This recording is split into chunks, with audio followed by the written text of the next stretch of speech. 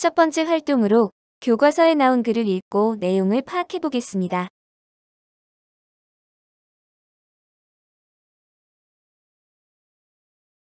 교과서 152쪽부터 153쪽 플랑크톤이란을 읽어보겠습니다. 여러분도 교과서를 펴고 함께 읽어보세요. 플랑크톤이란 김종문. 우리가 아는 모든 생물에게 물은 생명을 유지하는 데 반드시 필요한 물질입니다. 그래서 바다와 강, 호수, 연못뿐만 아니라 빗물이 고인 작은 웅덩이까지 물이 있는 곳이라면 다양한 생물이 살아갑니다. 다만 어떤 종류의 생물이 사는지가 다를 뿐이지요. 빗물이 고인 작은 병 속에는 아무 생물도 없다고요? 혹시 너무 작아서 안 보이는 건 아닐까요? 맨눈으로는 볼 수 없는 작은 생물까지 포함하면 자연적인 상태의 물이 있는 곳에는 어떤 형태로든 생물이 산다고 보아도 좋을 것입니다. 물에 사는 생물들은 살아가는 모습에 따라서 크게 세 가지로 나뉩니다. 바닥 생활을 하는 생물, 헤엄을 치는 생물, 그리고 떠다니는 생물이 있습니다. 이 가운데 물에 둥둥 떠다니는 생물을 통틀어서 플랑크톤이라고 합니다. 플랑크톤이라고 해서 모두 물에 가만히 떠 있기만 하는 것은 아니며 어떤 종류는 스스로 헤엄치기도 합니다. 그러나 운동 능력이 워낙 약해서 물의 흐름을 거슬러 이동할 수는 없습니다. 그러므로 물속에 사는 아주 작은 생물들은 모두 플랑크톤이라고 생각할 수 있습니다. 해파리처럼 제법 큰 생물이라도 물의 흐름을 거슬러 헤엄칠 수 없다면 모두 플랑크톤으로 분류합니다.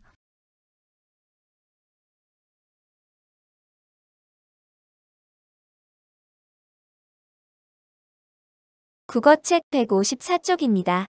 영상을 잠시 멈추고 3번 문제를 풀어보세요.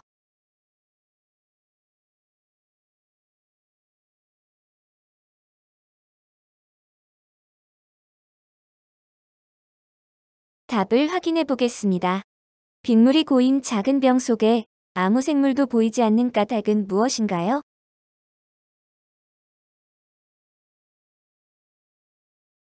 물 속에 있는 생물들이 너무 작아서 맨눈으로는 보이지 않기 때문입니다. 물에 사는 생물들은 어떻게 나눌 수 있나요?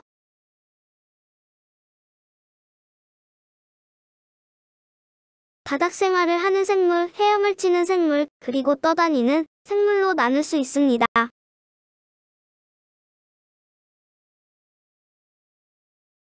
해파리처럼 큰 생물도 플랑크톤으로 분류하는 까닭은 무엇인가요?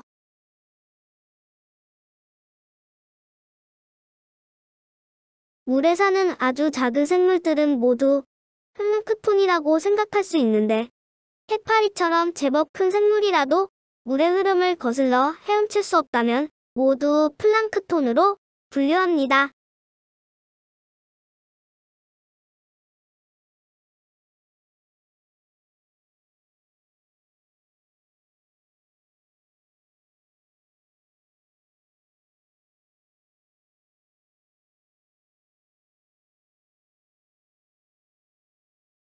이번에는 방금 우리가 읽어본 글의 내용을 간추려 보겠습니다. 지난 시간에 배웠던 글을 간추리는 방법 기억나지요? 한번 다시 확인해 볼까요? 각 문단의 중요한 내용을 찾아 정리합니다. 묶을 수 있는 낱말을 이용해서 간단하게 정리합니다. 그러고 나서 중요한 내용을 이어서 전체 내용을 하나로 묶습니다. 문장을 이을 때는 이어주는 말을 사용합니다.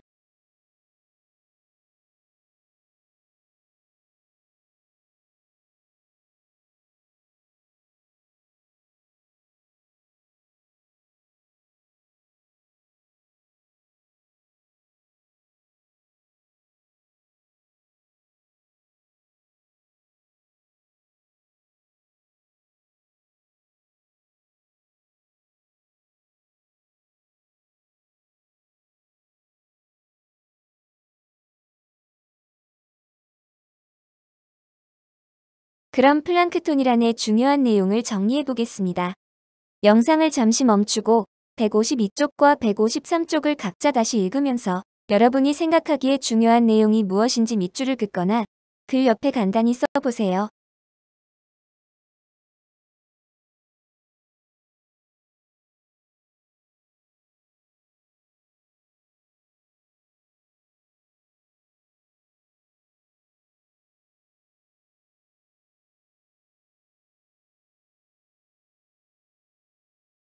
자, 그럼 선생님과 함께 확인해 볼까요? 먼저 1문단입니다. 1문단의 중요한 내용은 무엇입니까?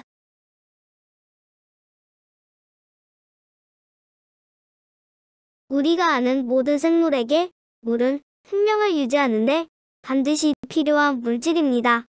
이 문장이 가장 중요한 내용인 것 같습니다.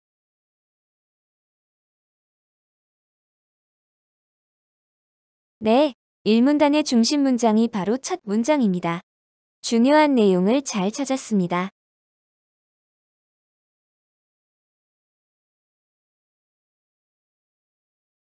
두 번째 문단입니다. 중요한 내용은 무엇일까요?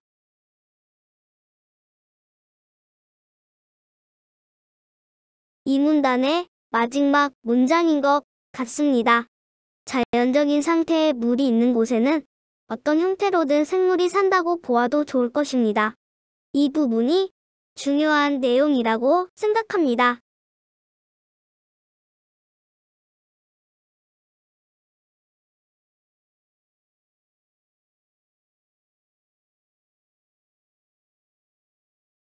산문단의 중요한 내용은 무엇일까요?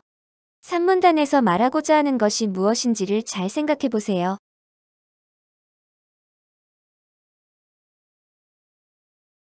산문단에서는 플랑크톤의 뜻을 말하려는 것 같습니다. 그래서 마지막 문장에 나온 물에 둥둥 떠다니는 생물을 통틀어서 플랑크톤이라고 합니다. 이 부분이 중요한 내용이라고 생각합니다.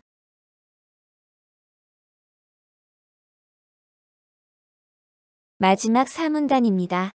4문단에서 중요한 내용은 무엇일까요?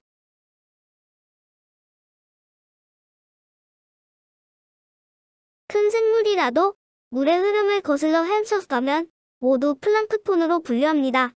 이 부분인 것 같습니다.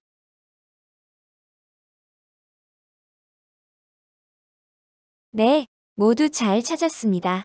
방금 앞에서 찾은 중요한 내용을 표에 간단하게 정리해 봅시다. 앞에서 찾은 중요한 내용에 묶을 수 있는 낱말이 있었는지도 생각하면서 정리하면 더 간단하게 정리할 수 있습니다. 그리고 문장에서 빼버려도 뜻에 지장이 없는 낱말들을 생략해서 쓰면 좋습니다.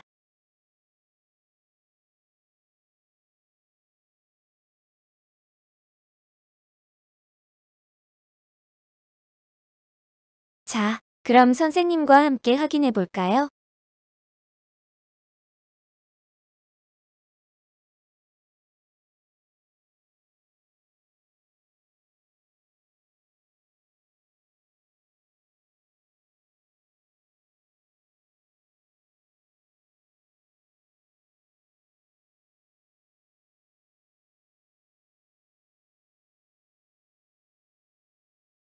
이번에는 방금 우리가 읽어본 글의 내용을 간추려 보겠습니다.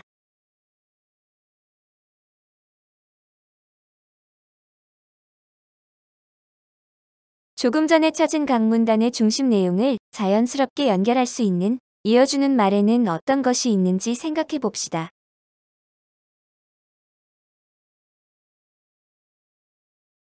이어주는 말에는 그러나, 그래서 그런데, 그리고 등 여러 가지가 있지만 문장의 앞뒤 내용이 잘 연결되도록 그래서 이 중에서와 같은 말을 넣어서 쓰면 되겠습니다.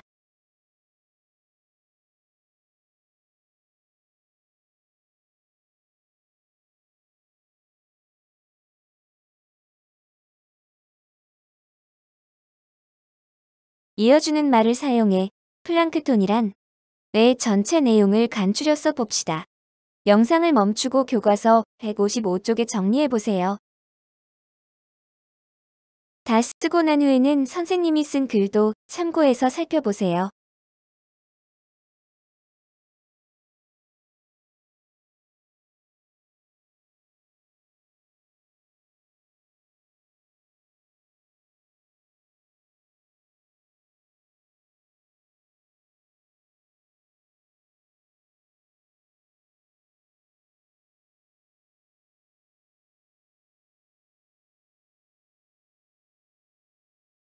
모두 잘해주었어요.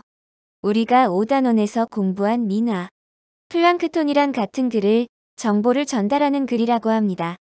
정보를 전달하는 글을 읽으면 궁금한 내용이나 새로운 사실을 알 수 있습니다. 우리 주변에 정보를 전달하는 글이 많으니 찾아 읽어보는 것도 좋겠지요?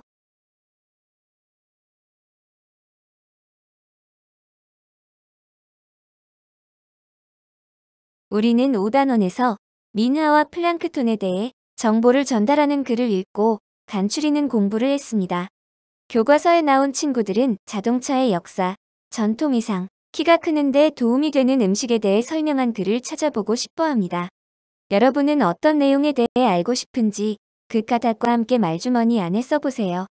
그리고 꼭 그 내용에 대한 글을 찾아서 읽어보세요. 평소 알고 싶은 것이나 궁금한 것이 있어도 그냥 지나치는 친구들이 많아요. 그럴 때 귀찮아도 그 궁금증과 관련된 정보를 전달하는 글을 읽으면 궁금한 내용에 대한 답이나 새로운 사실을 알 수 있습니다. 여러분의 생각 주머니가 커질 수 있도록 평소에도 이런 글들을 찾아 읽고 중요한 내용을 간추려보는 연습을 해보세요.